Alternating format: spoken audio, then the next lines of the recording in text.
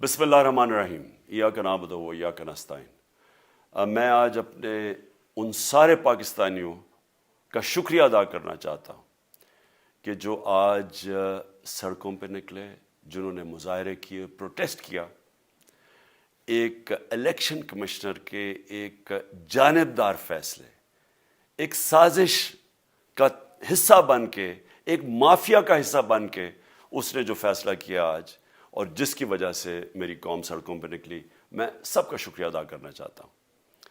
پہلے تو میں اپنی قوم کے سامنے یہ رکھنا چاہتا ہوں یہ کیا فیصلہ ہے، یعنی یہ توشہ خانہ کیا چیز ہے۔ توشہ خانہ وہ ہے کہ جب ملک کا پرائم منسٹر، اس کے وزیر، اس کے آرمی چیف، ان کو جب پریزنٹس ملتے ہیں، جب وہ اقتدار میں ہوتے ہیں، تو جب ان کو تحفے ملتے ہیں، تو یہ جو سارے تحفے ہیں یہ جاتے ہیں توشہ خانہ کے اندر۔ ایک پورا ریکارڈ ادھر قائم کیا جاتا ہے۔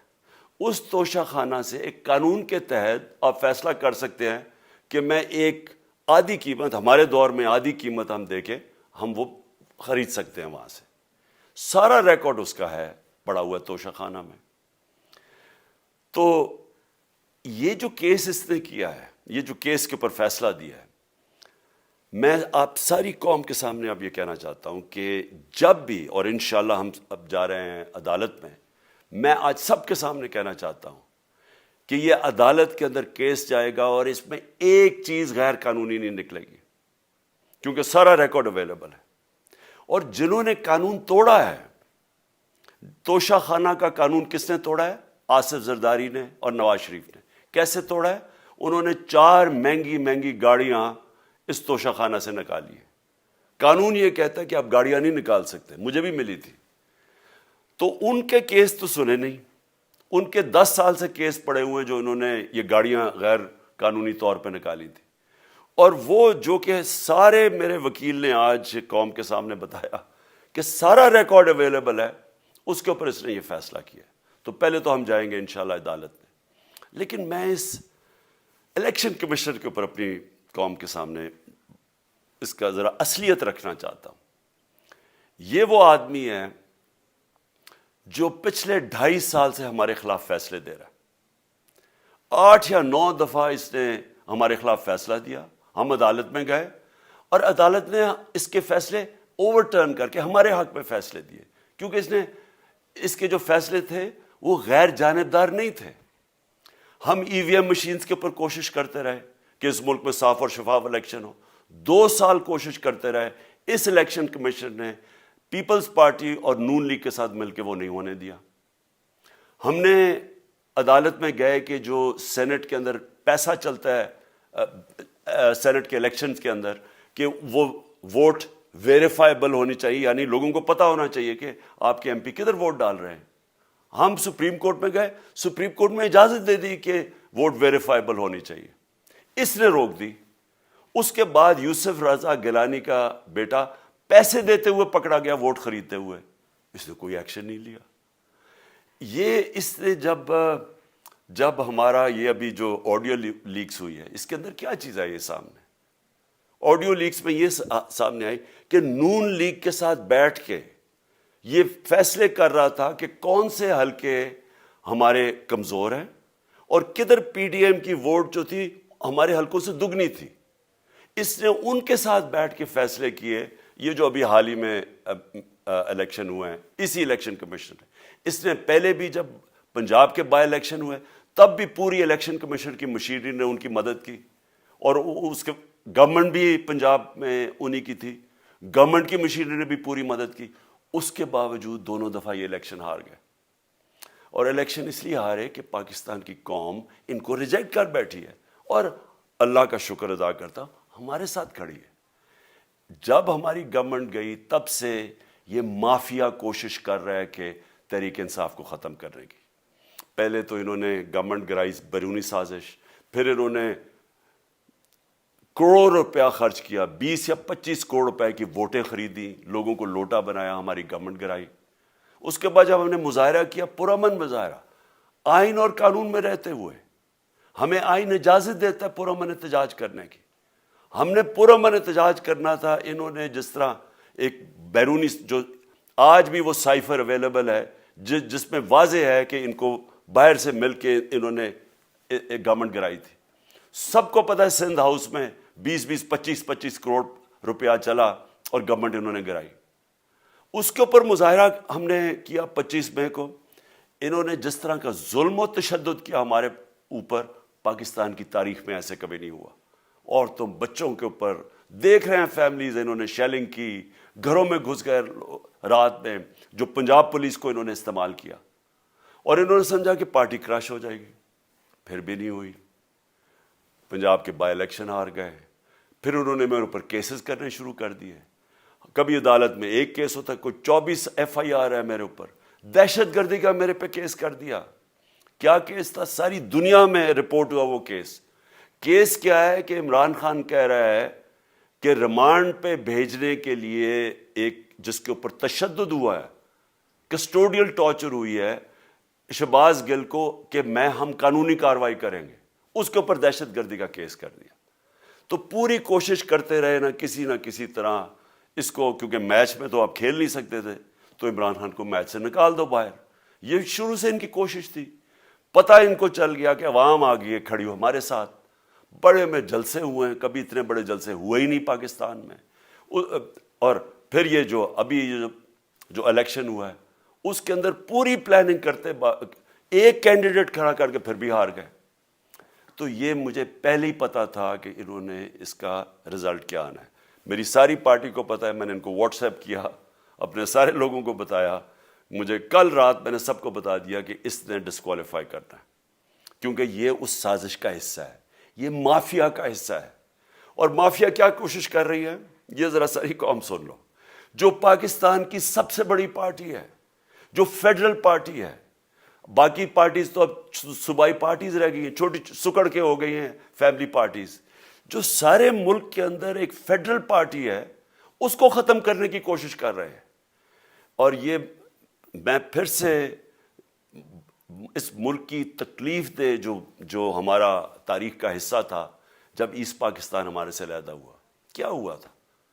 جو پارٹی کو سب سے بڑا مینڈیٹ ملا اسی پارٹی کو ختم کرنے کی کوشش کی. ملک کا جو ہوا وہ تاریخ کا حصہ ہے. یہ پھر کوشش کر رہے ہیں کہ ایک پارٹی جو ساری فیڈریشن کو اکٹھا رکھ سکتی ہے, اسی پارٹی کو ختم کرنے کی کوشش کر رہے ہیں کہ جناب عمران خان کو کسی طرح ڈسکوالیفائی کرے اور پھر الیکشن ہو. اور پھر مجھے اور نواز شریف کو ایک ہی طرح دکھایا جا رہا ہے کہ اچھا جی عمران خان بھی ڈسکوالیفائی ہو گیا تو نواز شریف بھی ہو گیا. نواز شریف اس ملک کا بڑا مجرم ہے. 30 سال سے چوری کر رہا ہے اس ملک کا پیسہ باہر. بڑے بڑے محلات ہیں اس کے اور اس کے بچوں کے باہر. ایک رسید نہیں دکھا سکتا کہ پیسہ کدھر سے آیا. میں نے کرکٹ کھیلتا تھا تو میں نے ایک فلیٹ خریدا. میں تو پبلک آفس ہولڈر بھی نہیں تھا. 34-35 سال پہلے میں نے فلیٹ خریدا جب کرکٹ کھیلتا تھا.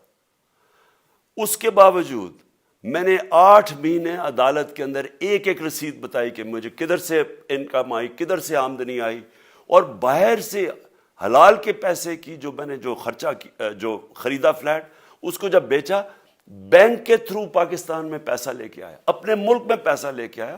اس کی بھی منی ٹریل تھی. عدالت نے مجھے صادق اور امین کہا, اور مجھے مقابلہ اس آدمی سے کر رہے ہیں جو اربوں روپے کی پراپرٹیز لے کے بیٹھا ہوا ہے. کبھی کوئی جھوٹ بولتا ہے کہ جی مجھے قطری کھاد کے جی قطری نے پیسے دے دیے, کبھی وہ کہتا ہے یہ ہیں وہ ذرائع, وہ فیل ہو جاتا ہے. وہ بیٹی کہتی ہے میرے لندن تو چھوڑو پاکستان میں کوئی پراپرٹی نہیں, اور پھر پراپرٹی نکلا. یعنی جو بتا ہی نہیں سکتے کہ اس ملک سے باہر اربوں روپے کی پراپرٹیز ہیں, اور اس کو اور میرے ساتھ کر رہے ہیں کہ جی اب دونوں ڈسکوالیفائی ہو گئے. اور جو سب سے شرمناک چیز کیا ہے کہ جس آدمی کی ساری پراپرٹی سب پاکستان سب ڈکلیئرڈ اپنے نام پہ, اس کو ڈسکوالیفائی کر رہے ہیں, اور یعنی میچ سے باہر کے رکھنے کی کوشش کر رہے ہیں. اور کن کو اس ملک میں بچایا جا رہا ہے؟